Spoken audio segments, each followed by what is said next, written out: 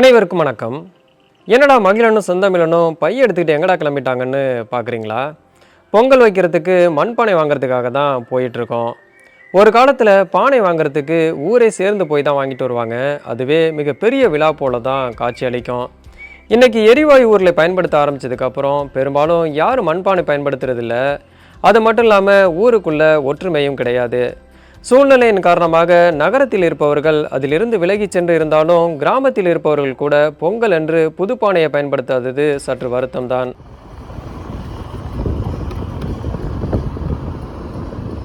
கிட்டத்தட்ட பானை வாங்குற இடத்த நெருங்கியாச்சு. எனக்கு நினைவு தெரிஞ்ச நாளிலிருந்து நாங்கள் இங்கே வந்து தான் பானை வாங்கிட்டு இருக்கோம். இன்னைக்கு இந்த தொழில் எப்படி போயிட்டு இருக்கு? ஒவ்வொரு வருடமும் பானை வாங்க வருபவரின் எண்ணிக்கை எந்த அளவுக்கு இருக்கு? இந்த தொழிலை அடுத்த தலைமுறைக்கு எடுத்து செல்ல வாய்ப்பு இருக்கா? அதில் இருக்கும் சிரமங்கள் என்னென்ன போன்ற பல்வேறு தகவல்களை அவங்க கிட்ட கேட்டு தெரிஞ்சுக்க போகிறோம். ஐயா வணக்கம். உங்களோட பேர் சொல்லுங்க. அப்புறம் இந்த தொழிலை வந்து எத்தனை வருஷமா பண்ணிட்டு இருக்கீங்க அப்படின்னு சொல்லுங்க. என் பேர் கோமலாப்பேட்டை தெற்கு தெரு கே பக்கீர்சாமி வேளாறுனா. நெருங்கி 25-30 வருஷமாக வேலை பார்த்துக்கிட்டு வரேன். ஏதோ ஓடிக்கிட்டு இருக்கு. ஆனால் இந்த தொழில் வந்து கொஞ்சம் சிரமமான தொழில் தான். ரொம்ப கஷ்டம் அதிகம். அந்த கஷ்டத்துக்கான உழைப்புக்கு ஏற்ற ஊழியம் இல்லை. கொஞ்சம் சிரமமாக தான் இருக்குது. ஆனால் இருந்தாலும் எங்களுக்கு இந்த தொழில் தான் தெரியும். இதுதான் எங்களுக்கு வேறு வழியும் இல்லை. இதை தான் நாங்கள் பார்த்துக்கிட்டு இருக்கிறோம். இப்போ வந்து ஒரு 20 வருஷத்துக்கு முன்னாடிலாம் பார்த்தீங்கன்னா கிட்டத்தட்ட எல்லாருமே வந்து பொங்கலுக்கு வந்து பானை சட்டி எடுத்துகிட்டு போய் தான் வந்து பொங்கல் வச்சாங்க. ஆமாம். இப்போ அதை எந்த அளவுக்கு மாறி இருக்குன்னு நீங்கள் நினைக்கிறீங்க? இப்போ கொஞ்சம் குறைஞ்சிருக்கு. முன்ன இருந்த அளவுக்கெல்லாம் இப்போ இல்லை. இப்போ வந்து தொழில் வந்து ரொம்ப முடங்கி தான் வருது. கொஞ்சம் கஷ்டமாக தான் இருக்குது. வியாபாரமும் கொஞ்சம் சுமாராக தான் இருக்குது. அதிகமாகலாம் முன்ன மாதிரிலாம் வியாபாரம் இப்போ இல்லை.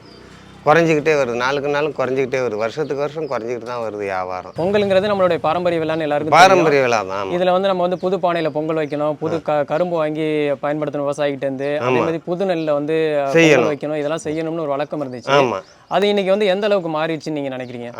அதில் முதல்ல 100க்கு 100% இருந்துச்சு. இப்போ 100க்கு 60% இல்லை 50% தான் வந்துக்கிட்டு இருக்கு. இப்போ குறைஞ்சிருக்கு. நான் வருஷத்துக்கு வருஷம் குறைஞ்சிக்கிட்டு தான் வருது. இப்போ பார்த்தீங்கன்னா ஒவ்வொரு ஊர்லேருந்து வந்து பொங்கலுக்கு பானை எடுக்கிறதே ஒரு விழா மாதிரி தான், பானை சட்டி எடுக்கிறதே ஒரு விழா மாதிரி தான் கொண்டாடுவாங்க. இது மக்கள் சந்தோஷத்துக்கு செய்கிறது தான் இது. மக்கள் வந்து ஒரு இடத்துல வந்து வெளியில் அங்கே இங்கே தொழில் வேலை வெட்டின்னு போவாங்க. இந்த நேரத்தில் வந்து எல்லாரும் சொந்த பந்தமெல்லாம் சேர்ந்து ஒற்றுமையாக நின்று சந்தோஷமாக கொண்டாடக்கூடிய விழா தான் இது. நியாய விலை கடை, அதாவது ரேஷன் கடையில் பார்த்தீங்கன்னா கரும்பு கொடுக்குறாங்க. ஆமாம். எல்லாம் கொடுக்குற மாதிரி நம்ம வந்து இந்த பாரம்பரியமான இந்த பானை தொழிலையும் ஊக்குவிக்கிற விதமாக பானை அங்கே எடுத்து அவங்க விற்பனை செஞ்சால் அவங்க நல்லா இருக்கும்னு நீங்கள் நினைக்கிறீங்களா? ஆமாம், தாராளமாக அது மாதிரி செஞ்சால் எங்களுக்கு நல்லா இருக்கும் தான். எல்லாருக்கும் கொடுக்குற மாதிரி ஆகிடும். இப்போ நீங்கள் நினைக்கலாம் வந்து நம்ம வந்து பானை சட்டியெல்லாம் வாங்குறது வந்து குறைஞ்சி போயிடுச்சுன்னு. ஆமாம். ஆனால் இன்றைக்கி வந்து நிறைய நோய்களோட மண் பாத்திரத்தில் சமைச்சு சாப்பிட்டா எந்த விதமான நோய் நொடி எதுவும் கிடையாது. மிக்க நன்றி உங்களுக்கு. சரி. பானை வாங்கி முடித்த பிறகு அகப்பை வாங்குறதுக்காக தான் இப்போ இங்கே போயிட்டுருக்கோம்.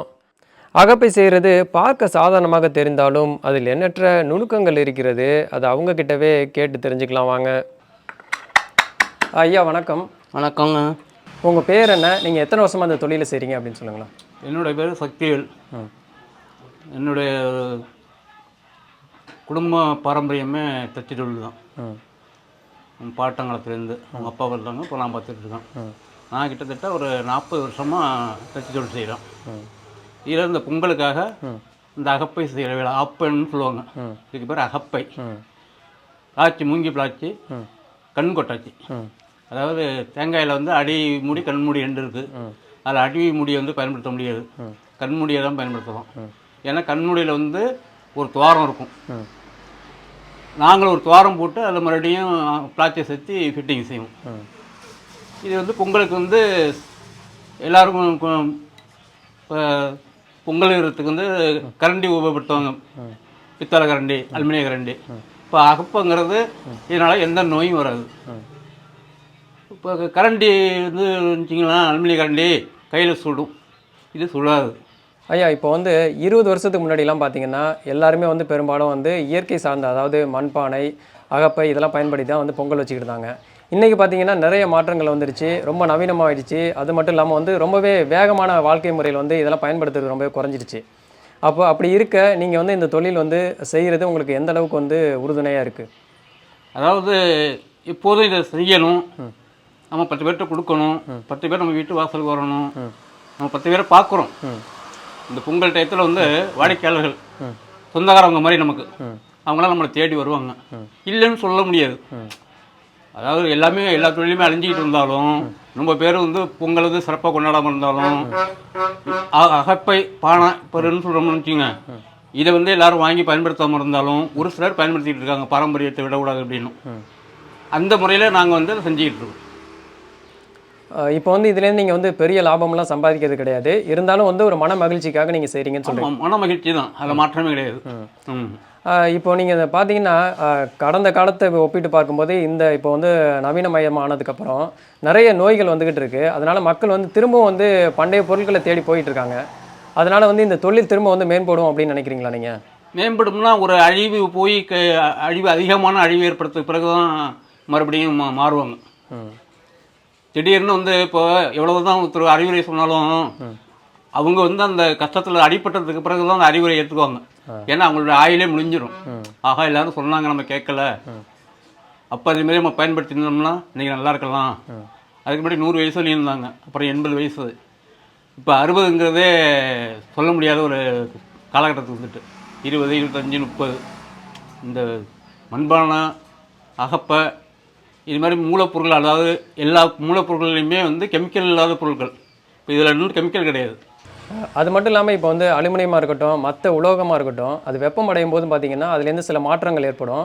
அதை நம்ம பயன்படுத்தும் போது நம்மளுக்கு சில நோய்கள் வர்றதுக்கு வாய்ப்பு இருக்குது. ஆனால் இந்த மாதிரி அகப்பையை பயன்படுத்தும் போது அதுலேருந்து வந்து எந்த மாற்றமும் நிகழாது, நம்மளுக்கு பெரிய பாதிப்புகள் எதுவும் இருக்காது. அதனால தான் நமது முன்னோர்கள் வந்து அந்த காலத்திலே வந்து இரும்பை கண்டுபிடிச்சிருந்தா கூட இரும்பாலான உலோகங்கள் வந்து அதிகமாக பயன்படுத்தாமல் இந்த மாதிரி மண்பானை, அதாவது மரம் சம்மந்தப்பட்ட பொருட்களை வந்து நம்ம பயன்படுத்தியிருக்கோம். இப்போ வந்து இந்த தொழிலை வந்து நீங்கள் வந்து அடுத்த தலைமுறைக்கு கொண்டு போகிறதுக்கு ஏதாவது வாய்ப்பு இருக்கா, இல்லை அடுத்த தலைமுறை வந்து இதை செய்யுமா? அடுத்த தலைமுறை செய்யுமாங்கிறது ஒரு கேள்விக்குறி தான். அதற்கான என்னன்னா, எல்லாருமே படிச்சுட்டு பல பேர் வேலைக்கு போயிட்டாங்க. தொழிலில் வந்து லாபம் கிடையாது. அதே மாதிரி வந்து ஃபர்னிச்சர் ஐட்டம் அப்படின்னா பெரும் பணக்காரவங்கள் பூரா மூலதனம் போட்டுக்கிட்டு அவங்க மூலமாக எல்லாருமே வேலை பார்த்து விற்பனை பண்ணிகிட்டு இருக்காங்க. அதனால் தொழில் வந்து ஒரு கேள்விக்குறி ஆகிட்டு, அதனால் பல பேரும் பலவிதமான தொழிலுக்கு போயிட்டாங்க. சொந்த தொழிலில் செய்து கிடையாது யாரும். அதாவது பழைய தலைமுறைகள் முற்போட்டார்கள்லாம் எப்படி இருந்தாங்க, ஏன் அவங்க வந்து நோய் நொடி இல்லாமல் இருந்தாங்க? அப்போ வந்து மருத்துவமனையே கிடையாது. எல்லா ட்ரீட்மெண்ட்டுக்கும் நம்ம வந்து இப்போ மருத்துவமனைக்கு தான் போகிறோம். எந்த வியாதி வருது, பிறந்த குழந்தைக்கு கூட உடனே நோய் வர்றதுக்கு காரணமே நம்முடைய முன்னோர்கள் வந்து என்னென்ன எல்லாம் விட்டுட்டு போனாங்களோ அதெல்லாம் நம்ம வந்து விட்டுட்டோம். அதை அவங்க செயல்படுத்தினது வந்து விட்டுட்டோம். அதனால் நோய் வருது. நோயினால் வந்து சம்பாதிக்கிற காசுல 3/4 ஹாஸ்பிட்டல் கொண்டு கொடுக்குறோம். காவாசம் வச்சுட்டு கடன் வாங்க வேண்டியதாக இருக்குது. இப்போது அதிகமாக சம்பாதிச்சு அதிகமாக மருத்துவமனையில் கொடுக்கறதுக்கு குறைவாக சம்பாதிச்சு நோய் இல்லாமல் வாழ்ந்துடலாம்ல, நீங்கள் எப்படி நினைக்கிறீங்க அதை பற்றி? அதுதான் நல்லது. எடுத்துக்கணுமே, மக்கள் எடுத்துக்கணுமே. மக்கள் அந்த இடத்துக்கு போகணும், அதை நோடி போய் தேடி போகணும். சரிங்க ஐயா, மிக்க நன்றி. உங்கள் நேரத்தை ஒதுக்கினதுக்கு மிக்க நன்றி. வணக்கம் நம்பி. வணக்கம். உண்மையிலேயே இந்த அகப்பை செய்கிறத பார்க்கும்போது நாம் இயற்கையோடு எந்த அளவுக்கு ஒன்றி வாழ்ந்திருக்கிறோம் என்பதை மட்டும்தான் உணர்ந்து கொள்ள முடிந்தது. நம் வாழ்வில் எதையோ தேடி அலைந்தாலும் இறுதியில் உணவு என்ற ஒற்றை இலக்கை தான் நோக்கி செல்கிறோம். இந்த விழா ஒவ்வொரு பகுதியிலும் வெவ்வேறு பெயரில் கொண்டாடப்பட்டாலும் பொங்கல் என்பது தமிழர்களின் பாரம்பரிய விழா. அதில் உழவர்களின் பங்கு மிகுதியாக இருந்தாலும் அவர்களுக்கு எப்போதும் உறுதுணையாக இருக்கும் குயவர்கள், தச்சர்கள், நெசவாளர்கள் போன்ற பல்வேறு தொழில் செய்பவர்களின் பொருட்களையும் வாங்கி பயன்படுத்தி அவர்களுக்கும் நன்றி சொல்வதுதான் இந்த பண்டிகையின் இயல்பு. அனைவருக்கும் இனிய பொங்கல் திருநாள் வாழ்த்துக்கள். நன்றி. மீண்டும் ஒரு புதிய பதிவில் சந்திப்போம்.